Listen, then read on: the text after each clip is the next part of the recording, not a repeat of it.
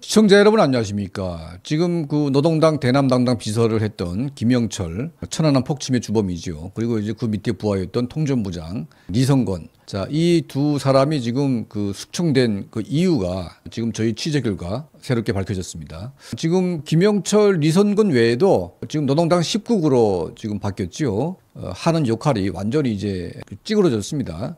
해외동포 원어위원회가 이제 가장 큰 조직이고, 해외동포 원어 조직은 이제 노동당 19 산하에 배치가 돼서 중국을 중심으로 이제 활동을 해왔습니다. 해외 동포들을 이제 관리하고 또 간첩으로 만들고 뭐 여러 가지 이제 그런 해외 커넥션을 가지고 있으면서 여기에서 이제 뇌물을 받아먹고 생존을 하는 거죠. 통전부가 가장 잘 나갈 때가 언제냐? 바로 김대중 노무현 이때입니다. 뭐 대남 접촉을 하면서 막대한 외화를 이제 뒷돈 챙기듯이 챙깁니다. 그리고 이런 과정을 통해서 통전부 간부들은 거의 뭐 북한에서는 이제 재벌급으로 살아가고 있었습니다. 그야말로 흥청뭉청했죠. 자, 뭐 이런 돈 문제 때문에 많은 이제 통전부 간부들이 죽어나가기도 했지만 그래도 통전부는 거의 노른자의 이런 직책이었습니다. 자, 그런데 이제 김정은 정권 들어와가지고 문재인 정권 때 조금 이제 남북 관계가 뭔가 해보려고 하다가 갑자기 중단됐습니다. 자, 그 이후로 대남 접촉이 완전히 중단됐죠. 그러면 통전부라고 하는 이 조직은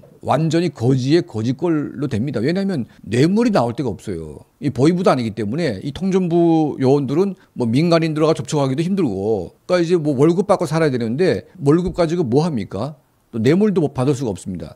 그러다 보니까 코로나 때 뭐 중국인들이 이제 평양을 방문해 가지고 쭉 보다 보게 되면 완전히 거지꼴로 있습니다. 그러니까 통전부 안내원들이 그 지금 영양실조 와가지고 중국인들이 가져갔던 이제 그 분유를 이제 막 타가지고 우유를 이제 좀 달라 해가지고 막 마시기도 하고, 자, 이런 이제 비참한 모습으로 있었다 이거죠. 그게 바로 이제 2023년도 코로나 때입니다.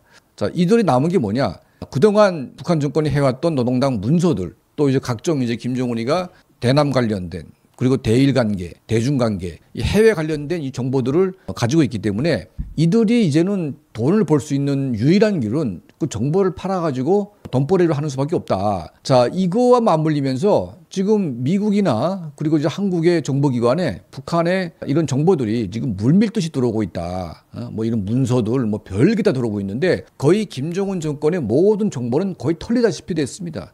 뭐 남는 게 없어요. 다 털어가지고 오니까. 자, 이제 김정은이가 두 개 국가론 하면서 지금 이제 두 개 국가론을 가장 반대하는 사람들이 누구냐? 북한에서는 바로 통전부입니다. 노동당 19. 왜냐면 얘들이 두 개 국가 하게 되면 북한하고 대한민국하고 할 게 없지 않습니까? 그냥 외무성이 하면 됩니다. 그러면 두 개 국가론 중에서 이 노동당 19군 할 게 아무것도 없으니까 이제 남은 게 뭐냐? 이 조직이 해체되거나 외무성으로 가거나 아니면 보위부로 가거나 해체가 되는 과정이기 때문에 얘네들이 각각의 부서에서 안 받겠다고 하게 되면 거의 뭐 실업자로 내리쳐먹어가지고 완전히 이제 망하는 거죠. 자, 남은 건 뭐냐? 이제 이들이 가지고 있는 정보를 어떻게 이걸 돈으로 만들어가지고 내 여생을 살아갈까? 이런 생각을 하게 됐는데, 자, 여기서 하급 간부들이 이제 들키지 않게끔 잘 뽑아가지고 중국을 통해서 이 정보들을 이제 대거 해외로 송출하게 된 겁니다. 자, 그러다 보니까 북한의 국가보위성, 이제 내부 검열, 이 과정에서 물론 이제 정보를 나눠다 보게 되면 또 대한민국에도 간첩들이 있지 않습니까? 자, 이놈들이 이제 이 정보가 오는 걸 보게 되면 누가 어떤 정보를 가지고 오고 있다는 것을 다 북한에 또 알리기도 할 겁니다, 아마. 자, 그래서 이제 꼭 역으로 정보가 들어가게 되면 정보를 팔아먹은 북한의 내부 간첩들이 또 걸리게 되는 거 아니겠습니까?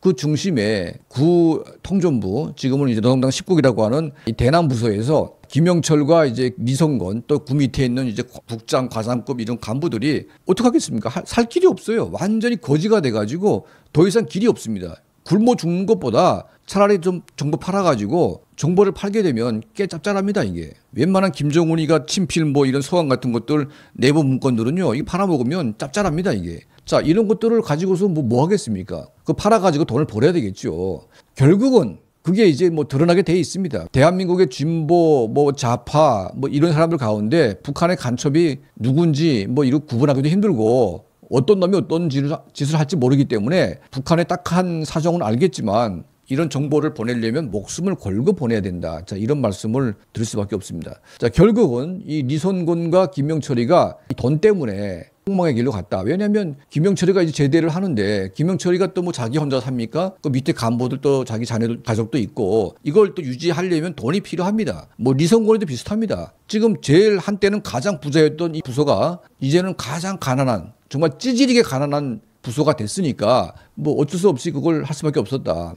결국은 이런 이제 정보 유출 때문에 한때는 이제 영광의 자리에 앉아가지고 대한민국을 괴롭혔던 김영철, 이 리선권이가 결국은 이제 이런 식으로 이제 막을 내렸다. 자, 이게 아주 통쾌하고도 아주 우리에게는 좋은 뉴스 같습니다. 자, 저희 채널은 앞으로도 이제 이런 북한 내부의 이런 다양한 정보들, 특히 이제 누구도 알 수 없는 이런 북한 내부 정보들을 여러분께 또 상세하게 말씀해 올리겠습니다. 저희 채널을 항상 시청해 주시고 도움을 주시는 우리 모든 분들께 진심으로 감사드립니다.